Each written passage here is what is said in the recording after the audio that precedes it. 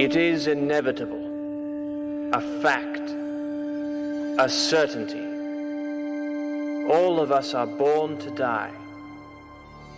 But what then? From our earliest beginnings, human beings have yearned to know what lies beyond death. More than 2,000 years ago, Plato wrote that all earthly wisdom is but a rehearsal for a great awakening, an awakening that takes place upon death.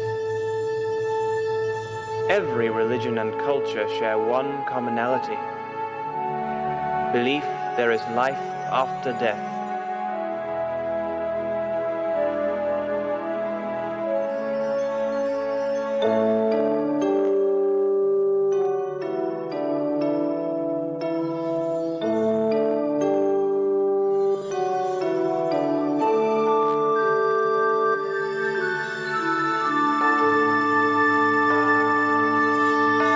The subject of life after death is a common topic of discussion among physicians and scientists around the world. Scientific proof is sought, and modern techniques are being used to research a subject that was once taboo. It took one man to discover that there was a common thread in near-death experiences. It was he who broke new ground by studying the cases of those who were diagnosed clinically dead and then returned to life. This man is Raymond Moody. He is a classically trained PhD in philosophy with an MD in psychiatry. Dr. Moody's first book, Life After Life, paved the pathway for near-death studies. Today, Dr. Moody's findings have become part of the language of the academic, medical, and spiritual communities. It was he who coined the phrases life after life, near-death experiences, and light at the end of the tunnel.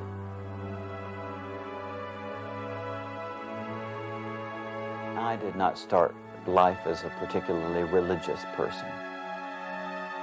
As a matter of fact, what I like to say about my background is that we were not religious and called it Presbyterian. My approach to life was trying to figure out things by the scientific method. And in that context, of course, I had always assumed that death is just an obliteration of consciousness. It's like the lights going off, only permanently. And when I started hearing about all of this stuff about, quote, a life after death, my reaction essentially was, give me a break. I thought that this was people fooling themselves and engaging in wish fulfillment and that sort of thing. In 1965, when I was 21 years old, I was an undergraduate student of philosophy at the University of Virginia. And one of my philosophy professors, John Marshall, told me about a psychiatry professor there at the university, Dr. George Ritchie, who had had a quite amazing experience when he had been pronounced dead some years before. And since up to that point, I had always assumed that at that point where the doctor declares you dead, there's no more consciousness, I was highly intrigued that here was a person who was quite sane and reputable, very beloved in the community and so on, who had had quite a different experience than when he was pronounced dead. In fact, had very vivid states of consciousness. But you know, when you hear one thing like that out of a void that's so contrary to what you have always assumed on instinct for the rest of your life, you just don't know what to make of it. In 1969, after I'd gotten my PhD in philosophy, I was teaching. And one day, one of my students came up after class and quite unsolicited said, Dr. Moody, I wish we could talk more about life after death in this philosophy class.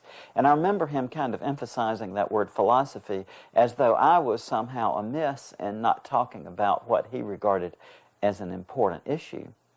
But at that time, I thought that that was just an antique notion, you know, and I remember asking him, well, why do you want to talk about that, as though that's something that a modern philosophical perspective would not really be interested in.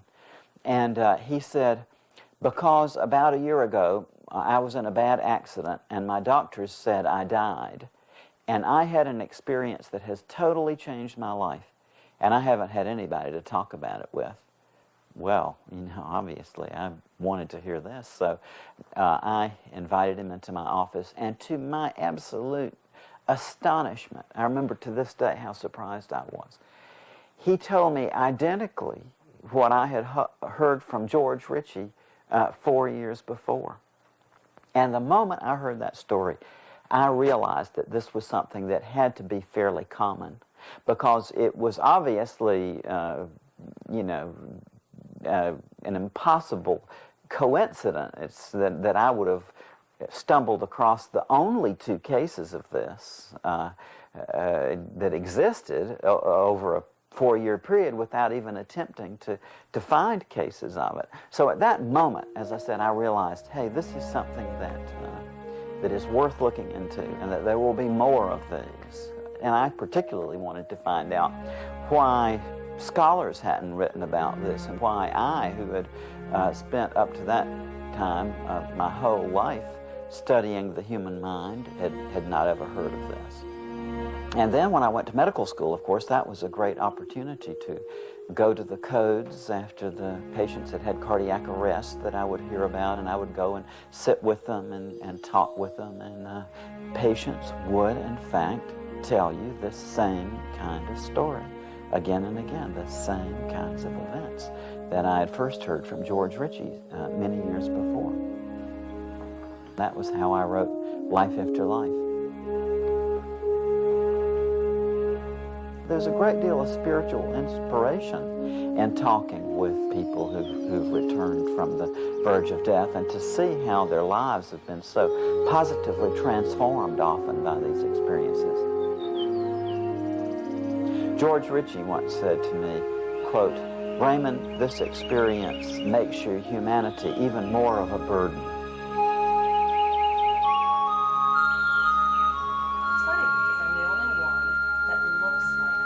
Up until this point, Raymond Moody's work had drawn him almost exclusively to those individuals who had experienced a close encounter with death. But now his focus shifted to a second group, those whom death had separated from a loved one, the bereaved and grief-stricken. Once again, his curiosity was triggered by an experience that many of them shared. We have known for a long time in medicine that a high percentage of people who are bereaved, who've lost someone to death, will, within a certain period of time of the death, have an experience which they regard as seeing and being in the presence of the departed loved one. As a matter of fact, there are several separate medical studies that have been conducted independently that suggest that as many as 2/3 of widows will have the experience of seeing or hearing from their husbands after the husbands have died. But we know from clinical observation that this is true of other bereaved people as well, bereaved siblings, bereaved parents, bereaved children, bereaved friends of the deceased, and that this is a remarkably common human experience. The mere fact that, as we know from the medical studies, these experiences are remarkably common, means that we human beings are highly predisposed to experiences like that. Well, then, why can't we at least try to conceptualize a way of bringing circumstances together in such a way as to increase the likelihood that a given individual will have that experience at a given time and place? In search of an answer to this tantalizing question, Dr. Moody returned once more to his studies of philosophy, in particular the writings of the ancient Greeks. He vaguely recalled an account by the Greek historian Herodotus about a technique for communicating with the dead. I had read something in Herodotus about a place that the Greeks had where allegedly one would travel to see one's relatives and friends. I went to the archaeological reports that I could find, and I discovered that in fact this place had actually been located in 1957. The site had been rediscovered by an archaeologist. I had a very interesting exchange with him over a period of a couple of days, discussing with him his original excavations and his work at this certainly phenomenal site. Not for the deaths. All the men, every man, that's would right. make it to That's see right. on the That's surface of the water. That's right. Visions, exactly, exactly. Dr. Dockeris, in his search for this site, surmised that, in fact, the oracle was in the northwest corner of Greece in Epiros. Homer talks about the oracle being located at a point where two rivers flowed together to form the Acheron River, and that there was a pinnacle of rock. All Dr. Dockeris did was to trust Homer and to go to the location that he believed Homer was talking about, excavated, and indeed did find this subterranean complex there exactly at the location where he surmised Homer had located it. The institution was subterranean. This was another factor in why it was so long undiscovered. Even in its heyday, in antiquity, it was entirely underground. In approximately 160 BC, the Romans burned the Oracle of the Dead, and at this point, this dropped out of Western civilization as we know it. Then subsequently, in about 350 AD, the church banned it. They made it anathema for a Christian to believe that a spirit can be seen in a mirror. And so for that reason, we have had no continuing tradition of evocation of the deceased in Western civilization. Dr. Dockeris observed, even prior to his discovery of the oracle site in 1957, that it was a folk belief among the local inhabitants that the entrance to the other side was nearby. So it's astounding that this tradition persisted in the folklore of the region for literally many centuries.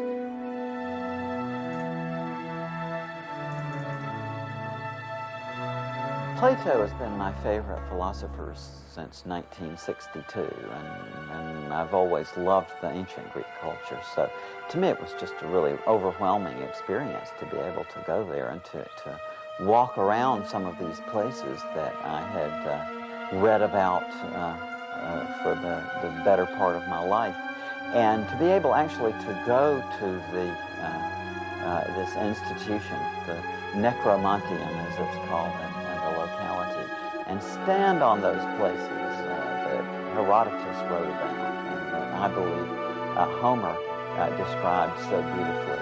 It was absolutely thrilling.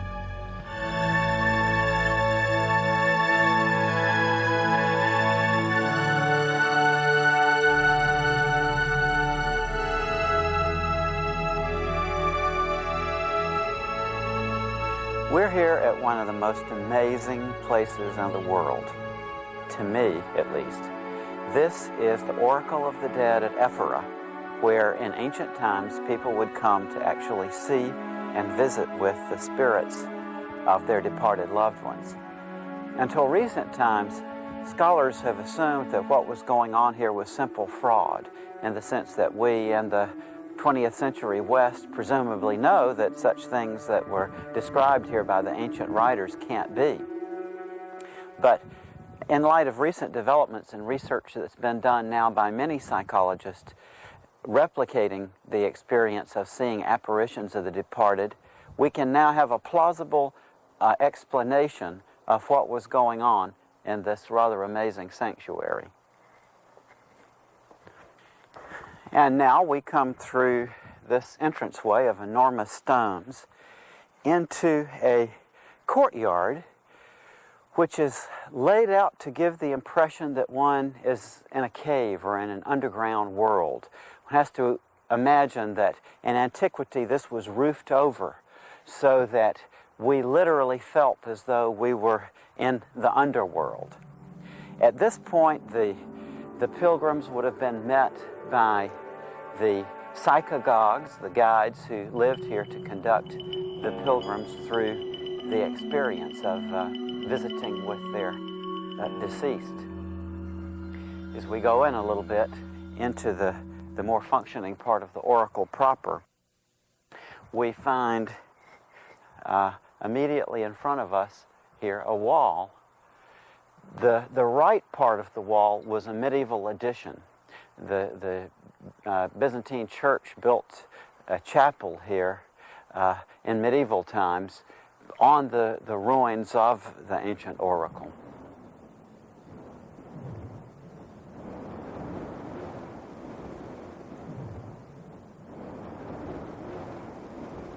And now we are in the operative part of the oracle.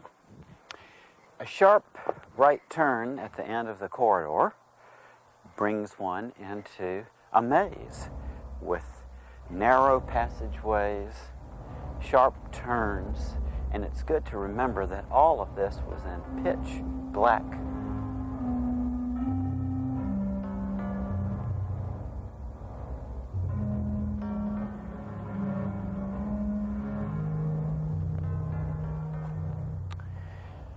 And then the visitor came to the last turn of the maze, passed through it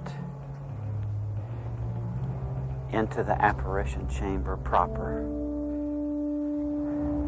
through these heavy doors.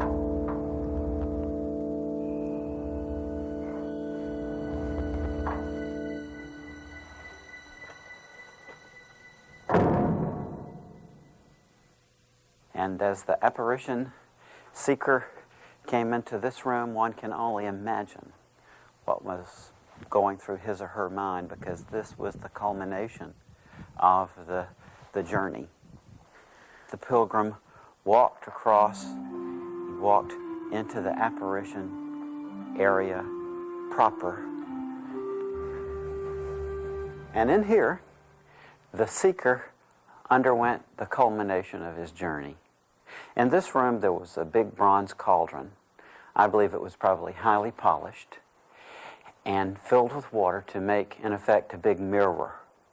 The pilgrims would encircle it, gaze into the cauldron, and there, in the reflective surface, initially see images which, in many cases, no doubt, would then appear to emerge from the reflective surface, come out actually into the physical environment, full color, full size, three-dimensional, and no doubt, in many of the cases, talking, so that the seeker would experience the living presence of the person who had died. I'm quite convinced from my own experiments in the United States that after the seeker would leave this room, he was totally a different person. From then on, for the rest of his life, dramatically changed by what happened to him in here.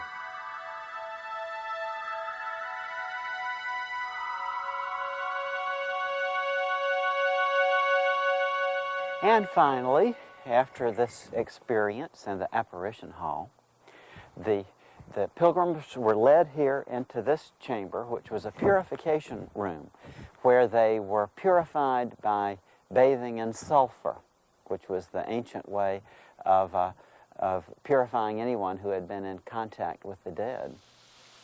Then, after the sulfur bath, they were led out of here, down the hill, to the river Acheron, where they received the ritual bath. Each time I come back here, I feel a little more confident that in fact now we do know what was going on here, at least in outline, and that we can now demonstrate psychologically that it is in fact quite possible to have visitations with the deceased, exactly as the ancients believed, and contrary to the opinion of 2 millennia now of scholars. I often reflect that if history had been a little bit different, if we had taken up the Greek tradition of evoking apparitions just as we did the tradition of democracy and the notion of history, our notion of science, so many of the institutions that we value in the West, we might have had a very, very different culture indeed.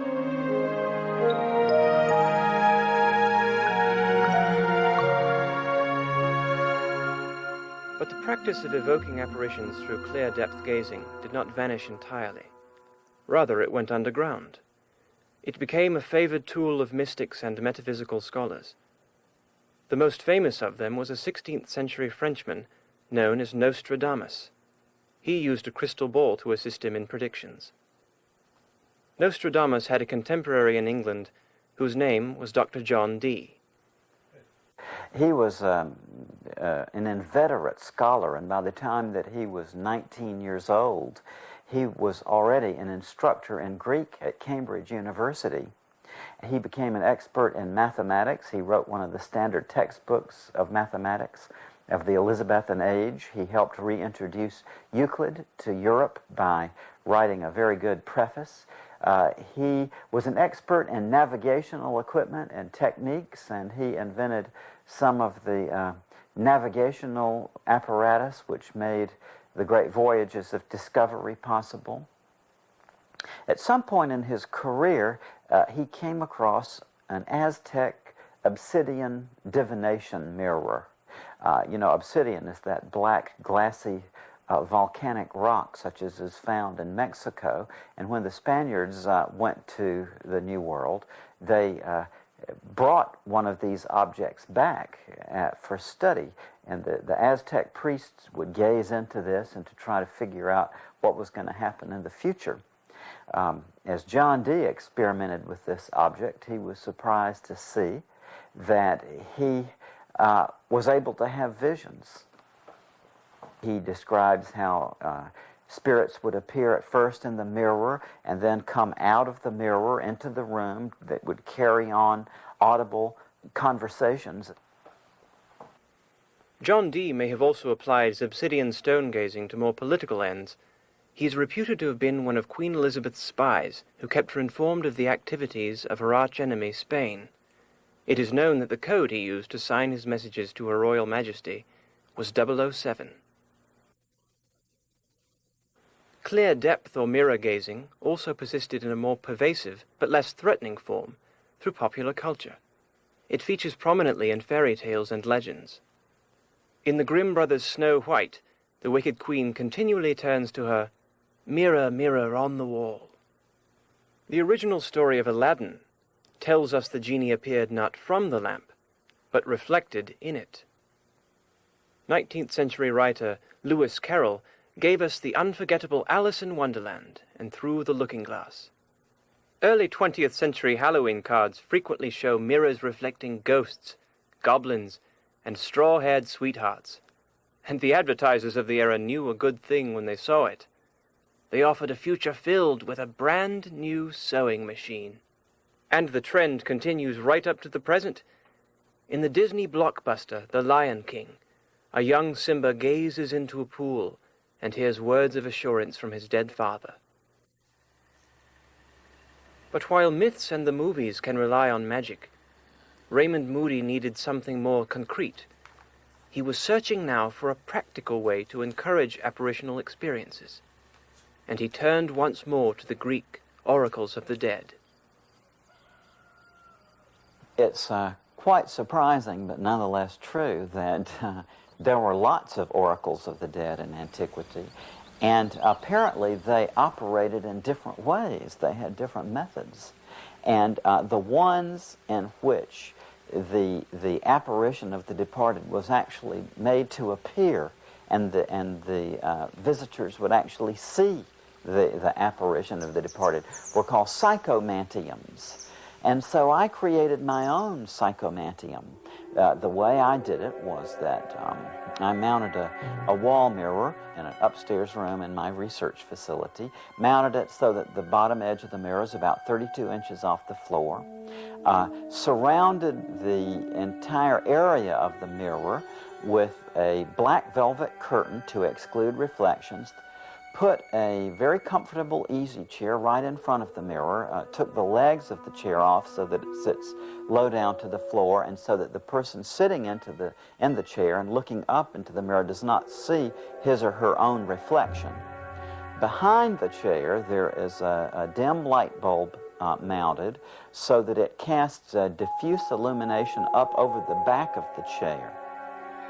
And when all the lights are turned out and the only illumination is coming from this light bulb behind the chair, that provides a really spectacular optical clear depth.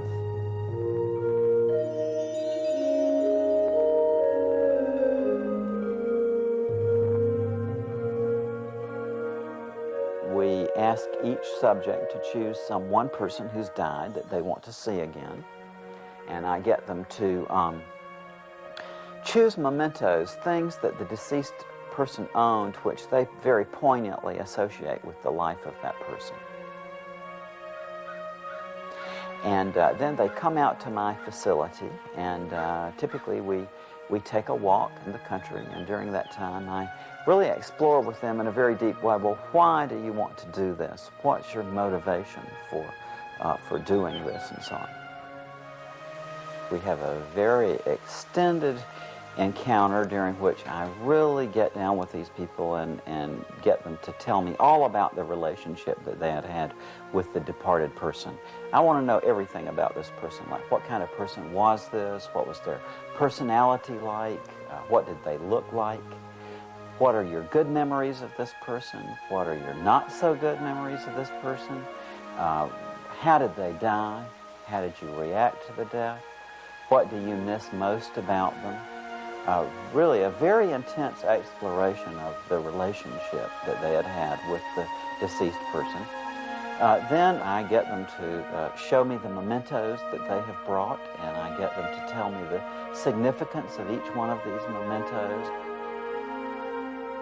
When they've reached this point of almost like a saturation of talking about the deceased individual, we lead them into the apparition chamber proper. I put them in there, let them sit in the chair, and tell them that they are to just relax in there and gaze far, far away into the mirror and sit there and sort of review some of the things that we've talked about, to sit there expectantly, waiting, in effect, for the apparition of the departed person to appear, which in a surprisingly high percentage of cases it actually does. Our subjects will report typically at first seeing a cloud or a mist, like the mirror fogs over, as it were, and then this mist dissipates, and then the apparition of the departed person may appear at first often in the distance in the mirror, and then the apparition of the departed person seems to emerge from the mirrored surface and come out right in front of the subject.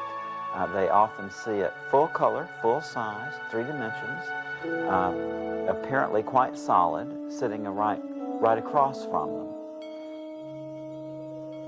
They were coming from the mirror to being in the room or past me, I would say within about 1 to 2 seconds would take to do each one. So it was fairly rapid, this kind of a pacing.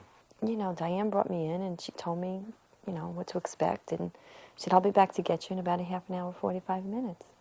And when she came and opened the door, it seemed like she had just walked out, like it was only a few minutes. It really didn't seem like a long time at all. I sat for 40 straight minutes and watched one figure, full color, 3-dimensional to a point, but not lifelike in the sense that I couldn't ever have a sense of seeing through it. It was had that sense of airiness to that, but not vague. It wasn't the ghostly kind of figure that you normally see portrayed. they were very visible and very clear. I was gazing into the mirror and totally relaxed, you know. And at first I didn't really see anything, and I was getting images of light. I didn't see any, just, you know, face. I couldn't tell any face to anything, but what I saw first, what you would, I guess it was like a goldish green type of light, and it was like just floating. A number of our subjects also report the experience of going into the mirror themselves. They feel at a certain point that they go, just like Alice did, and through the looking glass, in effect into the mirror, and it's in this unusual alternate dimension that they meet up with their departed relatives, who seem to be there again, right in front of them, very vividly, and communicating. When I first sat in there for a while, I was wondering if anything was going to come up. I never got the real clouds or anything like that. I just started to see pieces of images. I'm probably not going to remember in the order because it started out very slow at first. And as things progressed, things started coming up more and more. My eyes did continue to tear, like I said to you. That happened before, but it was funny, with that chair sitting back like this, I could just let it run down, and I was fine. I saw Laura. It's like then I all of a sudden I started to cry. I just, because I wanted it so bad, but I didn't know if I didn't know why I was crying, you know. And then I calmed down again, and I said, well, let me close my eyes again. And I did, and that was it. It wasn't, you know, I thought I might have smelled something, but then I couldn't distinguish what it, you know, what it really was. It wasn't anything familiar. That was it.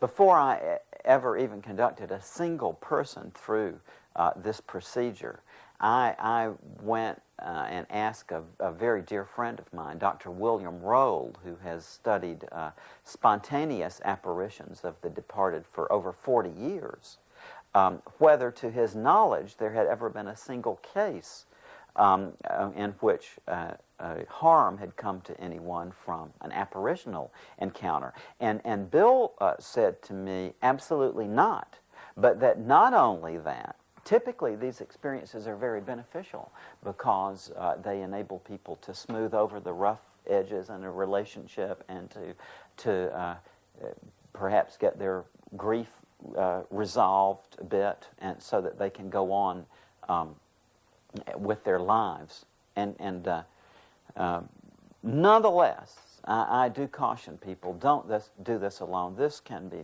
very, very powerful material. I've often been asked, was I scared? And certainly fear came up on occasion as I saw things like wolves and things coming out of the mirror. Who knows what was going to come out of the mirror, and could it possibly hurt me? Those fears came and went because of my belief system.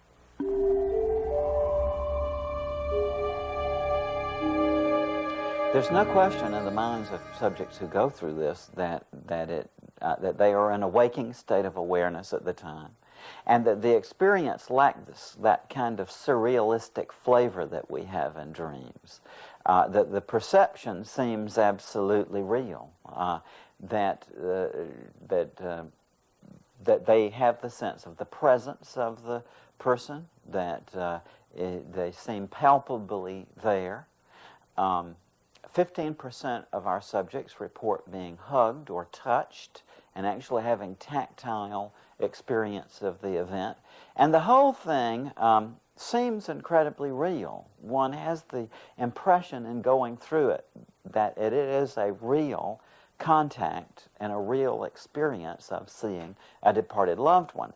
What did it for me was I got a pat on the top of the head, and I turned around to see, you know, because I had stretched back a little bit, and I got like a pat, and I turned around and I thought maybe I hit the ceiling or something, because the ceiling slopes, but I put my hand up, I couldn't even reach it with my hand, and well, that was real, I felt it. Now, I don't know if that was my son's way of, he likes to kid around, he knows I like my hair in proper place, maybe, I don't know, but I definitely did feel something.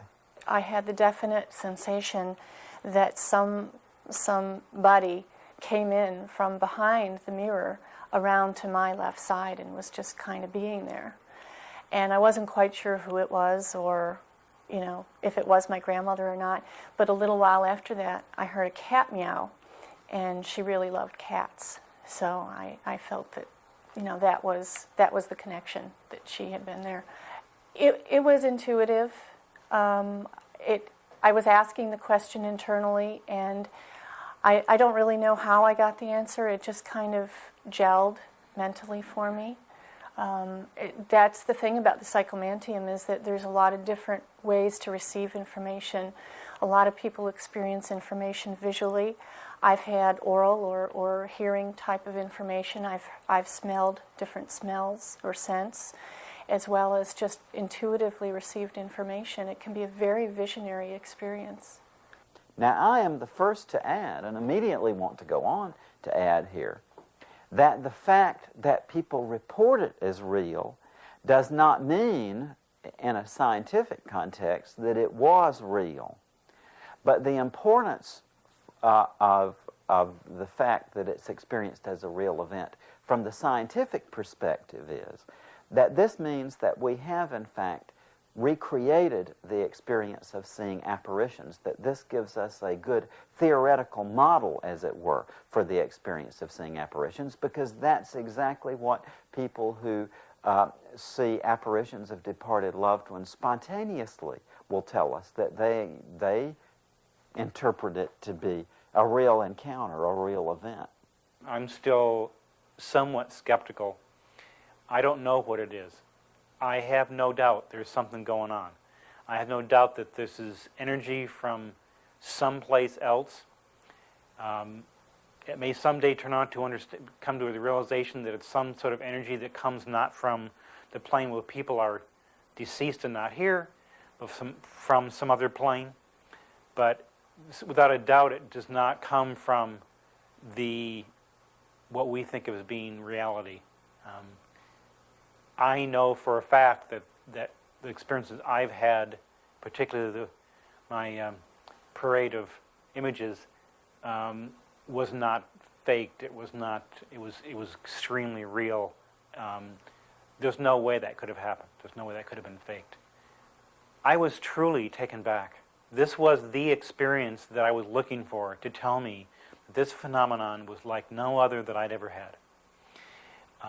And I needed that because although my experiences on most people's point of view would have in meditation, etc., would have been pretty profound, it wasn't profound to me because I've had them so many times. This was the experience that I had been looking for to say, no, something's different here. This is not your normal everyday experience. This is exceptional. So I was just, to use a very clinical word, blown away. I was, as I said, I was looking around in the room, looking at these figures as they hovered over me and passed by me and saying, I don't believe this is happening. This is amazing. So, to say the least, I was pretty taken back.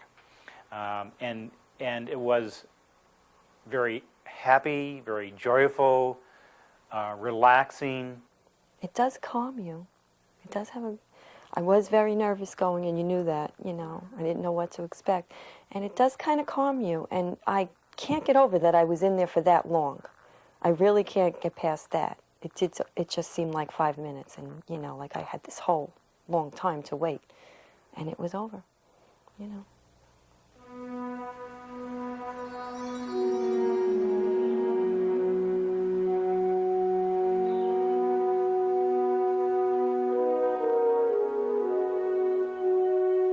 He has such an inner calm and peace about him. I wonder sometimes, does he know something the rest of us don't know? Does he have some connection we don't know about? But when we did get married. We even said in our wedding vows that this was it, to the tunnel and beyond. You know, my background was in broadcasting, and I was in public affairs, and I knew lots of people who fed a lot of lip service to helping others. And that's mostly what I heard about all day long, every day. And now I'm actually with somebody whose life is dedicated to truly helping other people through what appears to be some of the most difficult times of their lives, when they've lost loved ones or they're dealing with horrendous issues of grief. When you're grieving, you don't realize, and nobody can really tell you, that grief is a process, because you feel like it's a state of being. This is the way I'm always going to feel, and I can't do this, you know, it's too hard. And Raymond is able, through his work and his research, to alleviate that for so many people. I get tears in my eyes all the time when we're at conferences, because people in all languages, all over the world, will come up to him and say, "Dr. Moody, thank you so much. Your book saved my life." We have found out since the book was published that there are people all over the world that have been doing this clear depth or mirror gazing for many, many, many years, just for creativity purposes or reunion purposes. And it's been interesting to see how many people knew about this. This was not exactly a secret. But here's Raymond again, putting it out there. Don't even think about it. Click check. Wait, you couldn't even be. It's so funny all week. Can we have everybody's attention just for a minute? We don't want to be too formal. We just want to welcome you all. Yes, we just want to say, welcome, welcome, welcome. To our home. Yes, we want to offer you whatever knowledge we have about this procedure, and spend the week. When Raymond's book was published in France, we had the opportunity to be over there at the time, and it's incredible how widely accepted in France and in Spain and in other countries Raymond's work is. People are, in the French in particular, who were really very almost snobbish about everything having to be proven and being scientific. They're so accepting of Raymond and his work. He spoke recently at the Sorbonne, and it wasn't just standing room only. I mean, it was literally the kind of thing where you say people were swinging from the rafters. I mean, there were so many people there and had so many interesting questions. But they are very accepting of the work that he's doing. And whereas we might say, oh yeah, right, prove it. You're telling me people are seeing departed loved ones in the mirror. I'm finding that in Spain and France and other parts of Europe, they're not saying prove it, they're saying tell me more. He's talked to over 3,000 people who've had this experience. People want to talk about it in the workshops, and I'm just awed by the fact that he still has the kind of interest and delight that he has in listening to other folks' stories and hearing all about these experiences. We hear from many, many, many doctors, anesthesiologists, pediatrician, cardiologist, folks who are dealing with life and death every day. And a number of times I have heard them say to Raymond, you know, I wasn't buying this until such and such. A doctor from my hometown, who is my grandmother's physician and was my grandfather many years ago, his physician, said to me, oh, I'm glad that Raymond's book is out, because now I have somewhere to refer people to his new work, because, you know, for many years I've heard from widows and widowers how they're talking to their lost loved ones and asking me, did I think it was okay or was it normal? And he said, I'm relieved now to have a place to send them for more information. And I think it's just so common, and there's so much common experience that when people have an opportunity to meet Raymond and to talk to him, usually they have a story to tell. I wrote Reunions because I wanted to get this information out. I think that whatever one makes of these findings about the apparitions seen in a psychomantium, it's important work. And for me, of course, the main response I want to see happen is my colleagues in psychology and so on. I want to see them reproducing this phenomenon and seeing what they make of it. And that's already happened. To my knowledge, so far 9 other psychologists have fully replicated this. One of these individuals is a woman who works in Houston at a very well-known hospice there. She's been a hospice counselor dealing with the terminally ill and their families now for a long, long time, very well respected in the community. And she's using this for therapy to help people, face death and to face the losses that they've gone through in their lives. In helping people walk through the grief process and knowing that there is life after death, it's tremendously healing for them. Actually, in my work, I've never worked with a dying patient who did not have an apparitional experience. I mean, it's 100%. You can write this in stone. If a person is terminally ill, one that's close to death, they're going to have an apparitional experience. In fact, one thing that we do, I know in hospice, if a person has had an apparitional experience or if they've had a reunion, that person becomes top priority because we know death is imminent. That it's always within 1 week or 2 weeks that a person is going to die. No matter if we think maybe they've got 6 months, we're not real sure if hospice even ought to take them in. But once a person has that apparitional experience, if they have a terminal illness, we know that person is greeting them, they're loving them, and they're escorting them to the other side. And then people in bereavement groups, there's a high number who also have a reunion. So when I was very familiar with this, it was like a common everyday occurrence.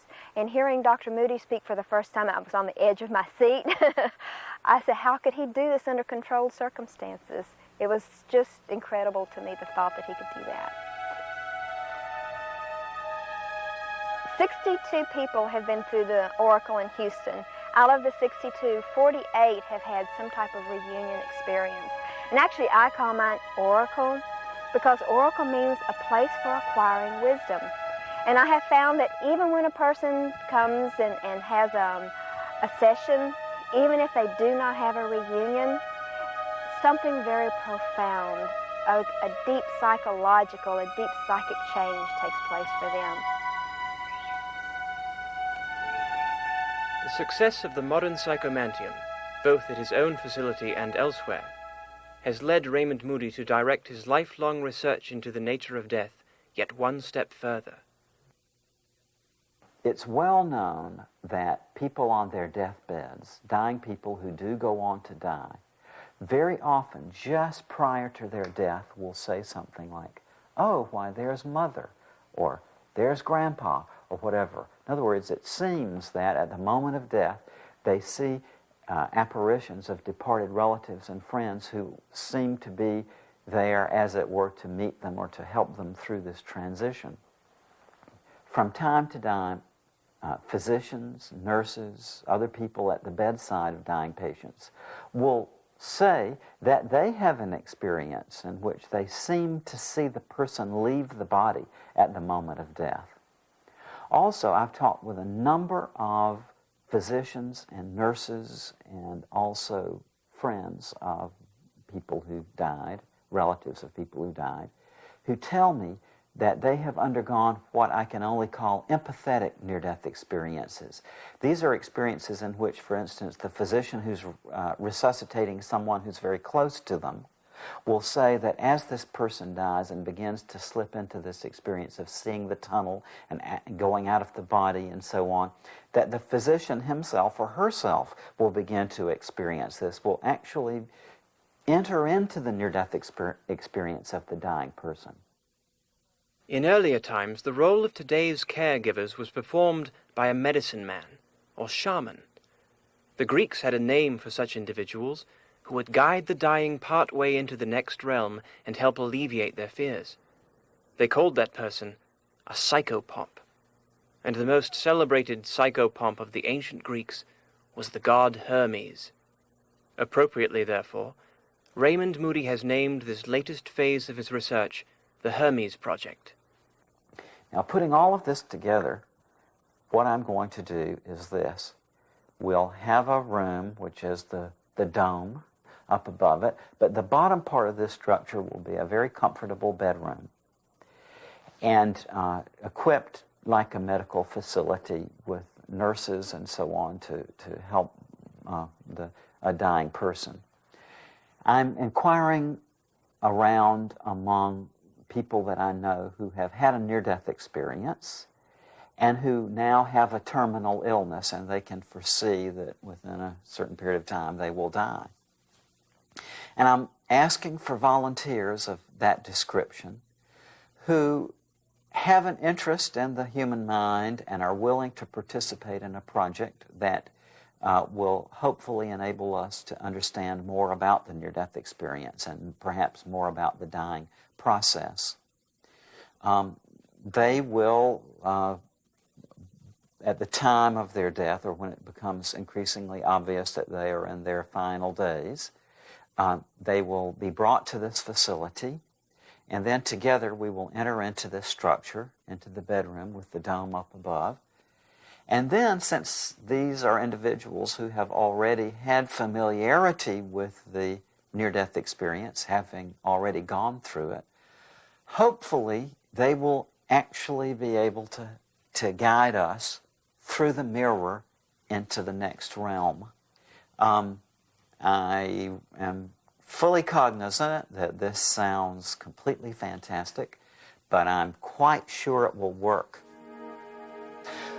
Why should we do this?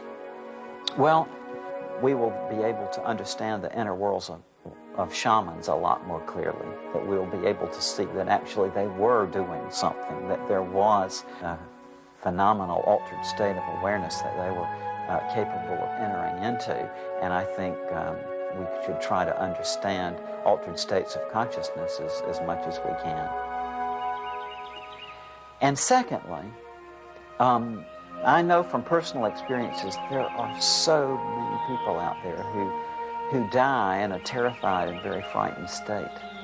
I think that as we pursue the Hermes Project and we get together a group of investigators who have had this experience firsthand of going through the mirror, as it were, into an altered kind of reality, that hopefully we'll be able to be of service to people who are terminally ill and who are afraid of dying, because we'll be able to be there with them and to help them into these altered states of consciousness that seem to happen at the point of death in a way to make it a lot more comfortable experience for them.